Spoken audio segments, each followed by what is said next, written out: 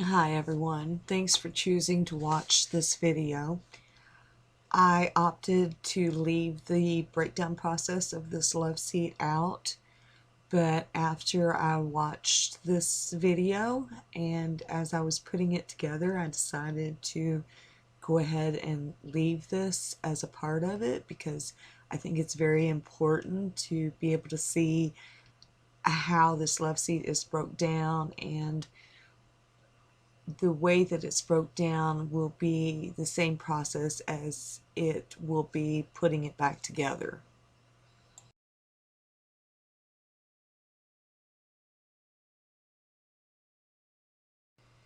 So the way that you're taking apart the love seat will be the same way that you're putting it back in that order. So that my first piece would be my black bottom and my skirting, and then I'm going to move to my outside back and my outside arms. At that point, my inside attached pieces are going to be exposed to the outside, and I'm going to go ahead and take all those staples loose.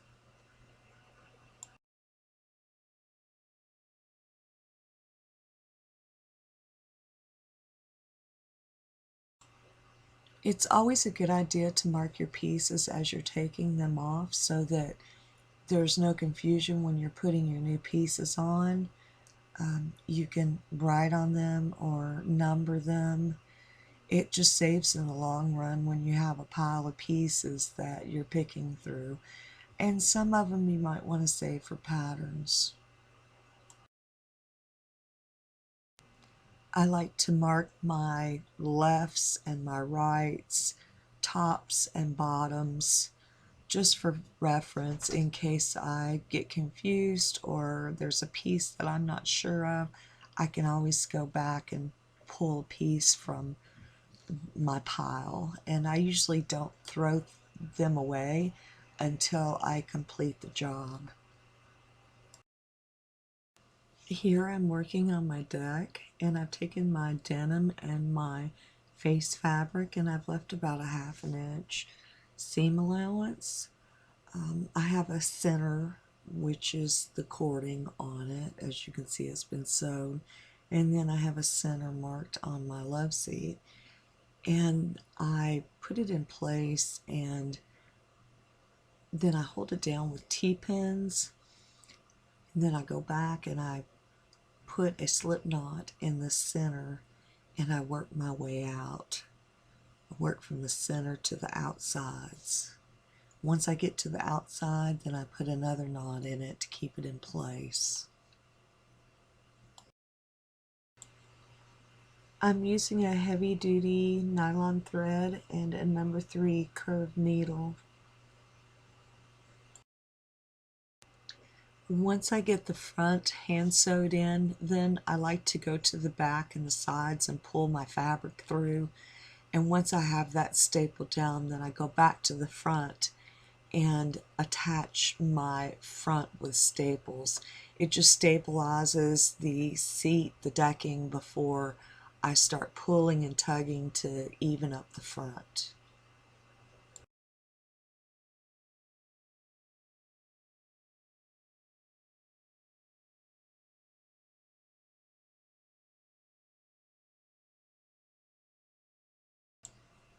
These arms are in really good shape, but I wanted to add a little extra padding to them.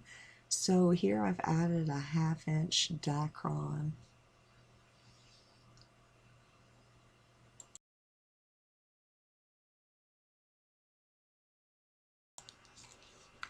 When I'm putting the arm on, I'm stapling the outside first and then rolling the inside in, getting it in position, and then putting my pleats in the front.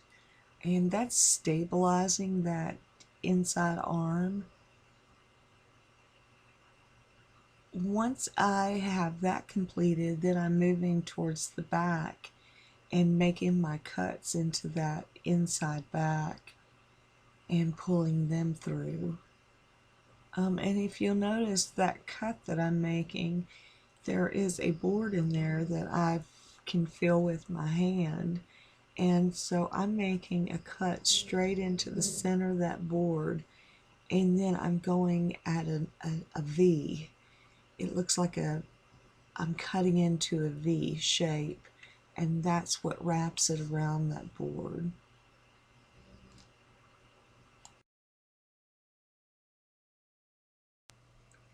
Now I'm making that same V cut into my boards on all my insides, my inside arms, my inside backs. That particular cut allows you to pull your inside fabric to the outside to staple and secure them.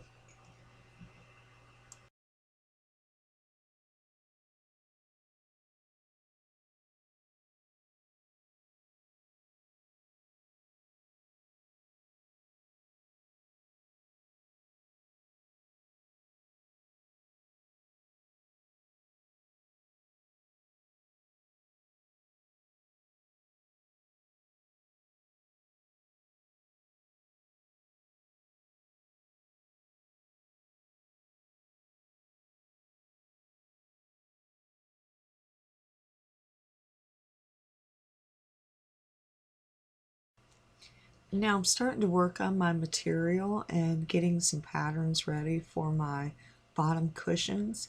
I've taken the one of the cushions and taken the face fabric off of it. The cushions did fit the sofa really well, so the pattern came out pretty nice. There was a few places that I did have to take my ruler and straighten the sides out when the cushion had some wear to it, so the sides weren't completely straight the way that I wanted them. But other than that, I was able to use that pattern. Now the bandings, I always cut those straight across the fabric. I don't ever use the bandings or the zippers for patterns.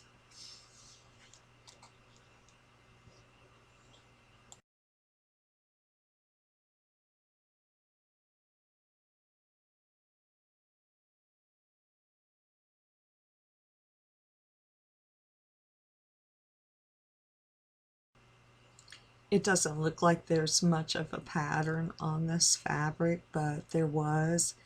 The repeat wasn't very large, so there wasn't a whole lot of waste to it.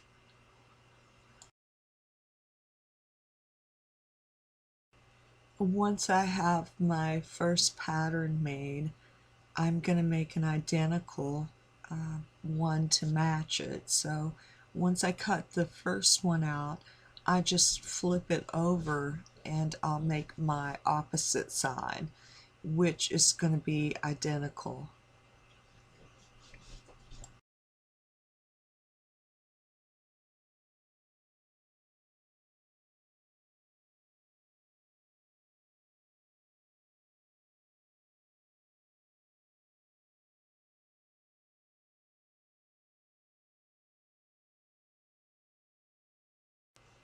Then I take those patterns and I'll repeat that process to make my second cushion.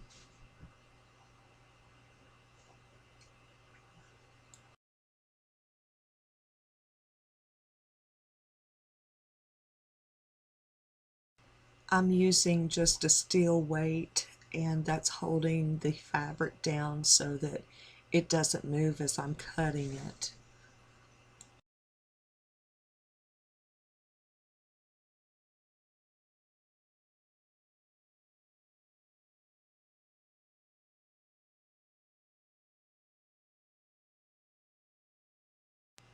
Here I'm making my banding, and I'm making sure that my pattern's correct and that I'm joining them on the sides. I don't want any seams on the front.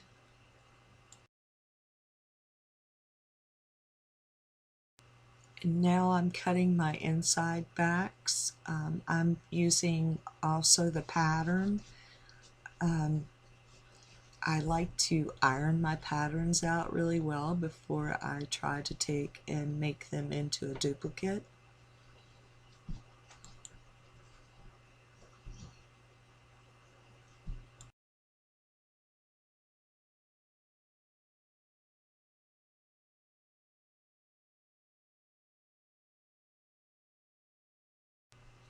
I also am using my ruler to square off my cushion as much as possible because there was places that were also stretched out on the back cushions.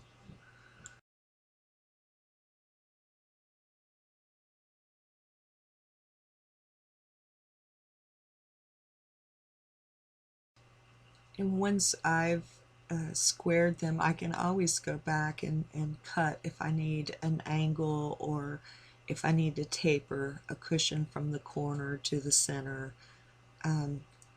But I know that since it's been stretched before that I don't ever use the exact same pattern. There's always a slight difference in them.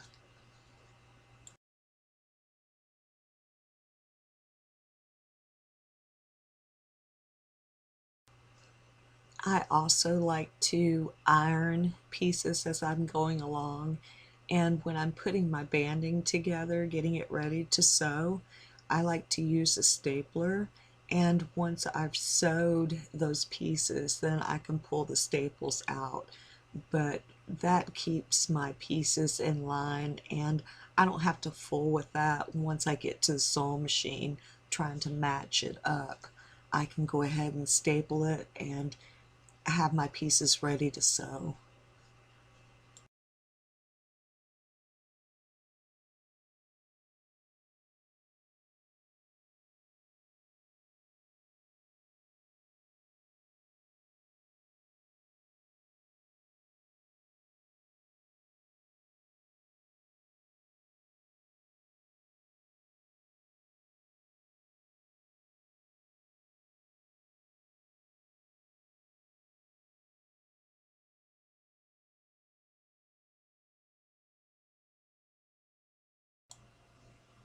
I'm sewing my zippers at this point, and I like to iron my material out before I get to the sewing machine. It just keeps the fabric flat, and I know what kind of seam allowance I've got on my zippers when I iron them.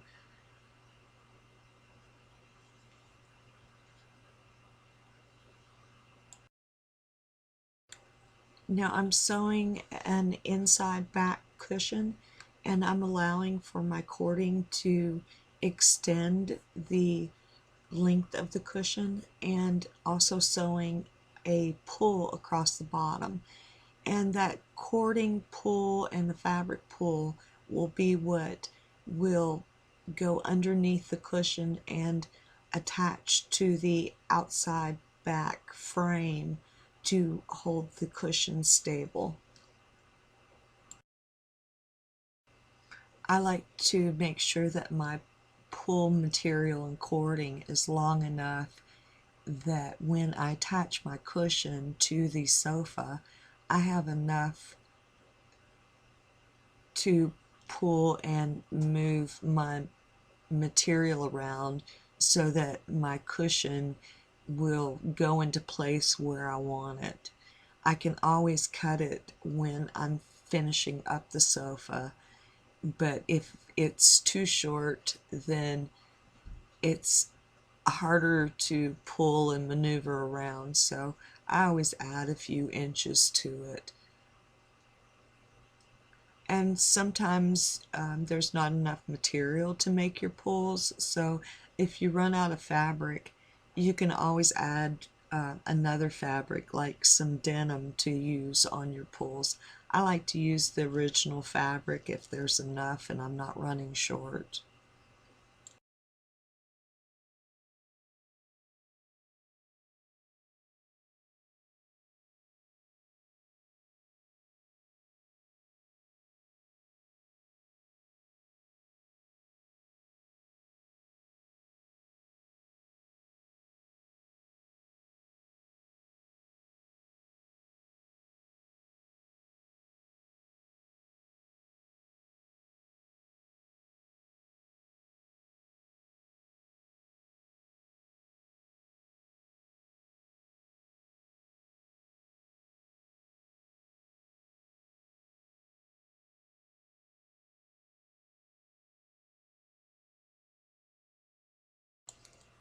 The cushions were made from down feathers, so I took a 1/2 inch piece of Dacron and made a form, and then slipped the old cushion inside of that, and that gave it some extra padding.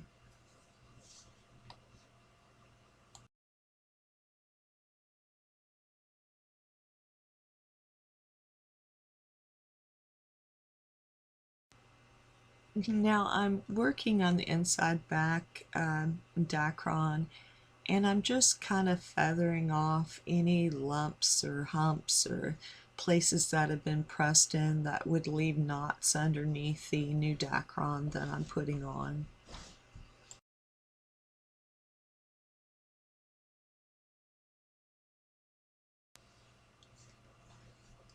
Now here I'm working on the inside back, and the same thing, I wanted to add some more padding, so I've added another 1/2 inch piece of Dacron to each of the inside back cushions.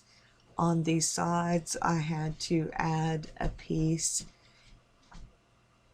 to make the banding, and I just used a little spray glue and glued the sides on, and that works very well. It stays in place. It's an upholstery adhesive.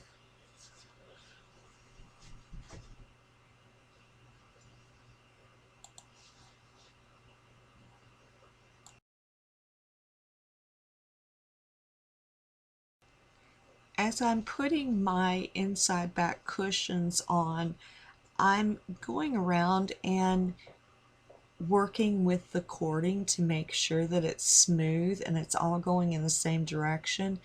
And so I'm putting my hand in there and working the cording and the seam allowance salvage towards the outside back of the sofa.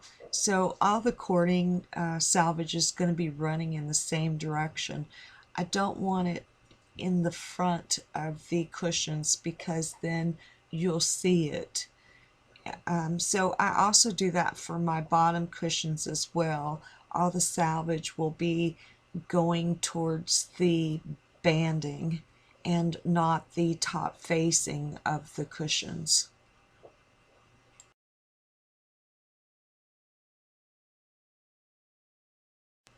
I put the ruler across the arms so that it gives me a level look at the inside backs, and I can see where my matching fabric is, the pattern that runs through it. So I can look at it at eye level and I can see that my pattern's running at the same height. The ruler's also giving me a place to measure from. Even just a 1/2 inch difference on one cushion can throw the whole love seat off. So if you have anything straight that you can use, whether a ruler or a board, it's a good way to give yourself an eye level view of what the sofa is looking like. It can be very deceiving at times while you're working on a piece, not knowing exactly where you're at. Here I'm sewing up my last cushion, and the way that I sew my cushions up is to sew the cording onto the facing all at one time. The only time that I sew cording up separately is if I'm using it for my skirt or my outside back cording, anything that's getting attached to the sofa. But always on my cushions, I would rather just use my raw cording to sew with. I think it comes out a lot straighter and neater, and it bends around the corners better when it's not been sewed before.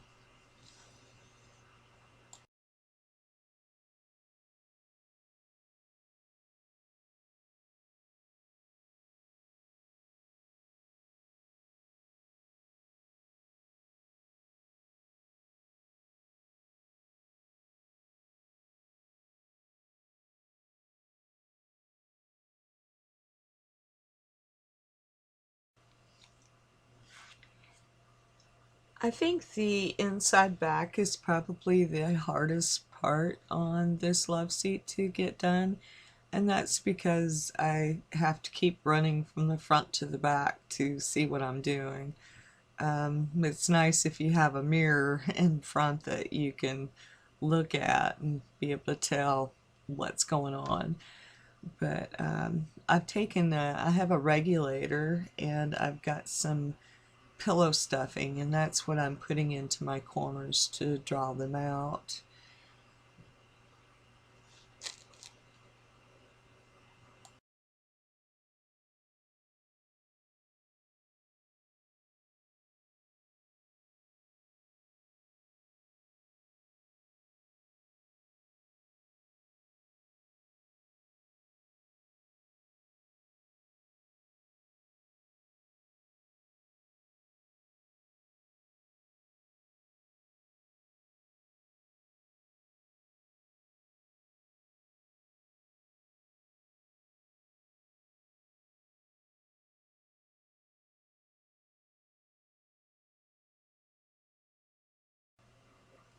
To put my banding on, I'm going to take a ruler and I'm going to mark all the way across my back, and then I'm going to take my cording and I'm going to line that up with my ruler before I staple it down.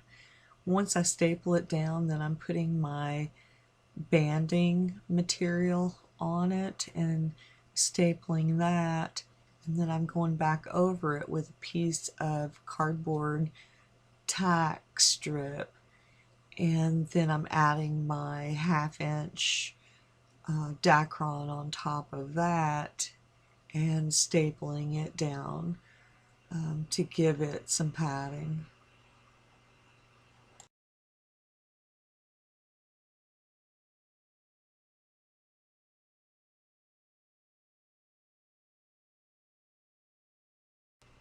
When I cut the Dacron off, I'm cutting it flush with the outside back wood.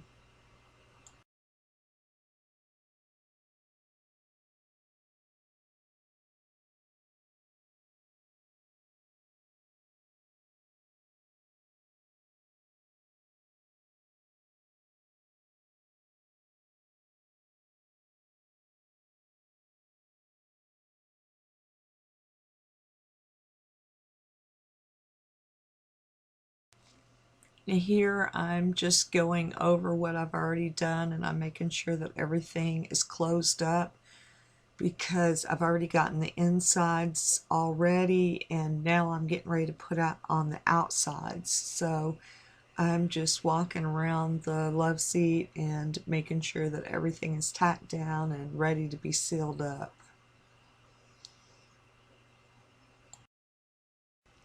This is the point of no return, so anything that I want to change or fix, this is the time that I'm going to do it before I put my outsides on. I don't want to go back and have to take anything off. I'm on my way to finishing up this piece. Here I'm working on my outside arms, and I'm laying my fabric down and stapling it, and I'm watching my inside arm staples because I don't want to staple over top of them and for them to show once I put that outside arm on. And then I'm putting my tack strip on, my cardboard tack strip, and then my Dacron. And I'm cutting my Dacron even with the bottom of the sofa and across the back. And I find that that gives it a really smooth touch. If you let the over, if you let the Dacron go over the bottom, it makes it lumpy. So I like it smooth, and the only place that I'm letting it overhang is the front, where I'm putting my front arm panels on.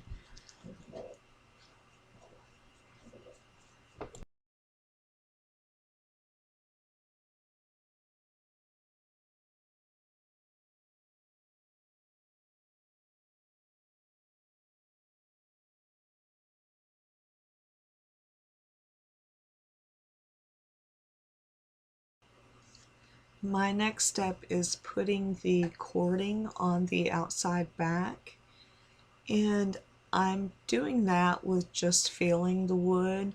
I'm letting the cording go to the edge of the outside back panels. The cording's not going over the wood, it's the cording is even with the wood. My next step is to put my outside back on, and this fabric did have a pattern, so I marked the center. And so I started with the center and I worked out on both sides, and then I put my cardboard tack strip over top of the fabric and the cording, and then I've added my 1/2 inch dacron, and I also want that to be even with the bottom. It did fit perfect, so I didn't have to cut it, but I did cut my sides flush with the wood. And then I went back and turned my material and left myself about 2 inches to work with for my metal tack strip. And the way that I put my tack strip on is I go to the top and I'll flip the fabric over, and then I put my tack strip on it evenly about halfway over the cording. And when I flip it over, it will usually turn out perfect. It gives it just enough to give you enough leeway to pull at it if you need to, so that that tack strip lays right against the cording once you've hammered it down. And there I'm using a rawhide mallet, but a rubber mallet really works the same way. When I do my black bottom, I like to take the factory edge and put towards the front of the sofa, and then leave myself a couple inches in the back and the sides to turn under. And I always try to start from the center and work my way out on the black bottom as well.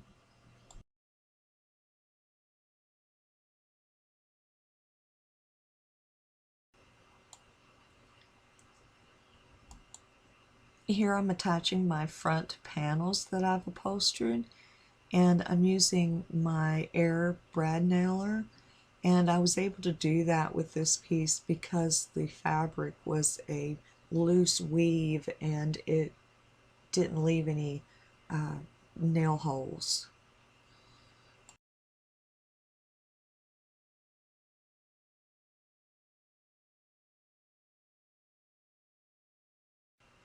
Now here I'm stapling down my skirt cording, and I've already gone around and I've marked my corners with some chalk, and I'm going around and I'm stapling all four corners with my cording, and then I'm going to go back with my ruler, and then I'm going to put my ruler from corner to corner and make sure that my cording is straight, and then I'm stapling the cording down.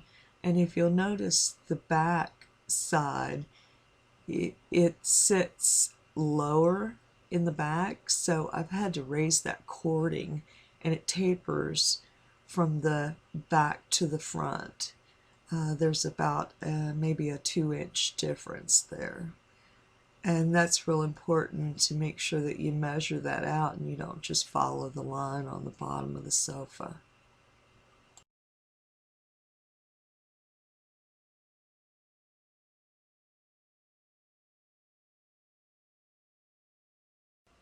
My final step is to add my skirting, and once I have attached all my skirting and I have it stapled down, I go around it with my cardboard tack strip, and I'm going from corner to corner, and I'm cutting between corners. I don't like to wrap them. It makes them more rounded, and I like things to be squared. So Once I have that done and I flip it over, I'm going to take my mallet and go around the top of the skirting right below the cording, and I'm just going to tamp it down with my mallet, and that gives it a real nice clean finish look. It almost looks like it's been ironed.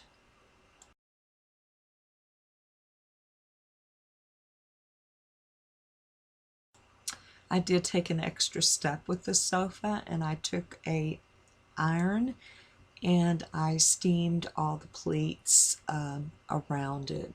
I had two pleats in every corner.